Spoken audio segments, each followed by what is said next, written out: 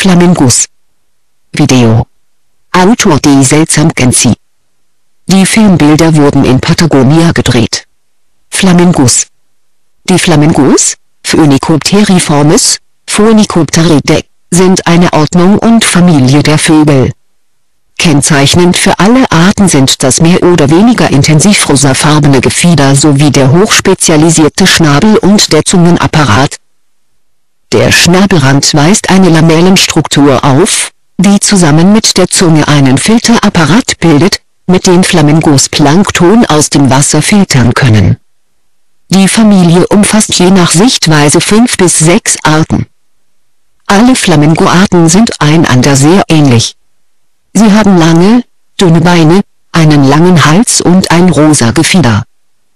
Aufrecht stehend sind Flamingos 90 bis 155 cm hoch.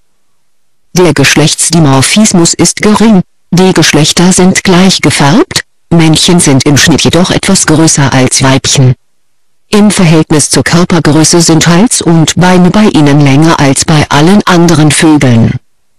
Gemessen an der Länge des Halses ist die Zahl der Halswirbel mit 17 nicht überdurchschnittlich groß. Bei Schwänen zum Beispiel sind es 25. Der Kopf ist im Verhältnis zur Körpergröße sehr klein, ebenso die Füße. Beim Rosa, Chile und Zwergflamingo zeigt die erste Zehe nach hinten und die übrigen 3 nach vorn, Anisodactyl, den Anden- und Siamesflamingos fehlt die erste Zehe, Tridactyl. Die nach vorne gerichteten Zehen sind durch Schwimmhäute verbunden. Die rosa Färbung des Gefieders ist auf die Aufnahme von Carotinoiden mit der Nahrung zurückzuführen. Diese sind vor allem in planktonischen Algen enthalten. Der Flamingo-Organismus kann diese Carotinoide mit Hilfe von Enzymen in der Leber umwandeln. Dabei entstehen mehrere Pigmente, vor allem Candaxanthin, das in Haut und Federn ausgewachsener Flamingos eingelagert wird. Rosa Flamingos im Flug. Jungvögel haben ein graues Gefieder mit keinen oder wenigen rosa Pigmenten. Ebenso führt die unnatürliche Ernährung von Zooflamingos dazu, dass sie ein eher weißes Gefieder haben. Ein weiteres Kennzeichen der Flamingos ist der nach unten geknickte Seilschnabel, mit dem sie, mit der Oberseite nach unten, Nahrung aus dem Wasser oder Schlamm filtern. Die Schnabelränder sind mit feinen Lamellen besetzt, die eine ähnliche Funktion wie die Barten der Bartenwale erfüllen. Flamingos sind gute Schwimmer, nutzen diese Fähigkeit aber nicht oft. Ihre langen Beine ermöglichen ihnen auch noch das Warten in größeren Tiefen. Im Flug halten sie den Hals gestreckt, die Flügel werden schnell und regelmäßig geschlagen. Gleitphasen sind selten. Sie erreichen Fluggeschwindigkeiten von 50 bis 60 km pro Stunde. In Gruppen fliegende Flamingos bilden meist energiesparende V-Formationen. Sowohl vor dem Start als auch nach der Landung werden für gewöhnlich einige laufende Schritte getan. Obwohl Flamingos oft für Vögel tropisch warmer Regionen gehalten werden, sind sie vor allem auf der Südhalbkugel der Erde auch in gemäßigten und kalten Zonen zu finden. Am häufigsten sind Flamingos in Afrika sowie in Süd- und Mittelamerika vertreten, in Asien reicht das Vorkommen von Anatolien über den Iran bis in den Westen Indiens. Größere Vorkommen in Europa gibt es in Spanien, zum Beispiel Coto de Doñana, Südfrankreich, Camargue, auf Sardinien und in Griechenland. In Zwilbrocker Fenen, einem Feuchtgebiet an der deutsch-niederländischen Grenze, gibt es eine kleine von ehemaligen Gefangenschaftsflüchtlingen begründete Flamingo-Kolonie mit Rosa- und Chile-Flamingos, die die nördlichste Flamingo-Kolonie der Welt darstellt. Das ideale Habitat für Flamingos sind alkalische oder salzige Seen. Manche dieser Gewässer haben hohe Anteile an Chloriden, Natriumcarbonaten, Sulfaten oder Fluoriden. Unter solchen Bedingungen kann kaum ein anderes Wirbeltier existieren. Die Flamingos trinken dennoch das Wasser und ernähren sich von den wenigen Organismen, die diese Umwelt tolerieren. Nicht alle Seen, die Flamingos beherbergen, sind derart extrem.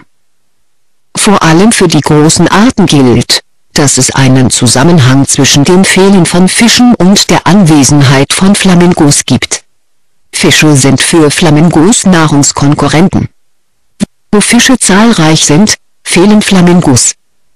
Bei den kleineren Flamingo-Arten spielt diese Wechselwirkung eine geringere Rolle, da sie vor allem von Kieselalgen und Cyanobakterien leben. Selten findet man Flamingos auch in Meeresbuchten, so an den Küsten Tunesiens und Mauretaniens. Extrem sind auch die Höhen, in denen Flamingos vorkommen können. In den Anden brüten Flamingos noch in Höhen von 3500 bis 4700 Meter. Den Winter verbringen sie auf dem Altiplano, wo die Temperaturen nachts auf -30°C sinken können. Aktivität eckige Klammer auf bearbeiten eckige Klammer zu. Rosa Flamingo beim Wingsalute. Flamingos während der Nahrungssuche. Flamingos sind Tag und Nacht aktiv. Viele Arten fressen sowohl am Tage als auch in der Nacht. In der Camargue sind brütende Vögel Tag und Nacht aktiv, während nicht brütende fast nur nachts unterwegs sind und tagsüber schlafen. In Afrika sind Rosa Flamingos hingegen überwiegend am Tage, Zwergflamingos dagegen zumeist in der Nacht aktiv. Alle Flamingos sind sehr gesellig, die Kolonien bestehen oft aus Tausenden oder Zehntausenden Individuen. Am größten sind einige Kolonien des Zwergflamingos in Ostafrika, die bis zu 1 Million Individuen umfassen können. In den Kolonien zeigen Flamingos zahlreiche ritualisierte Verhaltensweisen. Eine Reihe von Bewegungsabläufen wurde kategorisiert.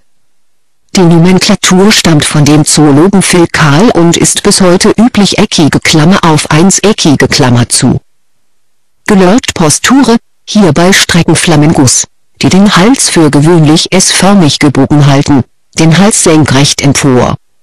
Diese Geste sieht man meistens, wenn Flamingos aufgeschreckt werden oder eine Gefahr wittern. Ausgehend von einem Individuum übernehmen die benachbarten Vögel die Geste. Headflaging, dieses Verhalten folgt meistens der Alert-Posture. Hierbei wird der Hals gestreckt, der Schnabel aufwärts gerichtet und der Kopf hin und her geschwenkt. Mit zunehmender Dauer erhöht sich die Geschwindigkeit, die letztlich bei 2 Meilen je Sekunde liegt. Wingsalute, oft folgt diese Geste auf das Headflaging. Mit weiterhin gestrecktem, aber stillgehaltenem Hals werden die Flügel ausgebreitet und die Schwanzfedern aufgerichtet. Etwa 10 Sekunden bleibt der Flamingo reglos in dieser Position, ehe er mit einer anderen Geste fortfährt. Da oft hunderte Vögel beinahe gleichzeitig den Wingsalute ausführen, erscheint es aus der Ferne, als würde die Kolonie schlagartig ihre Farbe ändern. Inverted Wingsalute, in dieser Geste wird der Hals horizontal nach vorn gestreckt. Die Flügel werden nur leicht gespreizt, die Schwanzfedern aufgerichtet. Twistpreen, hierbei wird ein Flügel abgewinkelt. Die Handschwingen hängen herab, ihre schwarze Färbung ist weit hingegen den Rosavogel sichtbar. Gleichzeitig wird der Pf nach hinten gebogen, als wollte der Vogel sein Gefieder unter der geöffneten Schwinge putzen, Tupreen. Die Geste ist sehr kurz und folgt meistens auf das Wingsalute. Wingleg Stretch, ein Flügel und ein Bein werden zu einer Seite ausgestreckt. Auch diese Geste ist sehr kurz. Sie folgt bei den großen Arten manchmal auf den Wingsalute. Marking, eine Gruppe von Hunderten oder gar Tausenden Flamingos läuft mit vorgestreckter Brust und ausgestrecktem Hals. Sie wechseln abrupt die Richtungen. Oft wird das Headflaging gleichzeitig ausgeführt. Ein Ausstrecken der Flügel ist in den dicht beieinander stehenden Marschgruppen nicht möglich. False Feeding, diese Geste tritt während des Marking auf. Vor einem Richtungswechsel halten die Vögel ihre Köpfe in das Wasser und führen Bewegungen wie bei der Nahrungssuche aus, ehe sie mit der nächsten Verhaltensweise fortfahren. Broken Neck Geste beim Cooper-Flamingo. Broken Neck, hierbei wird der Hals in der Mitte so stark gebogen, dass die Schnabelspitze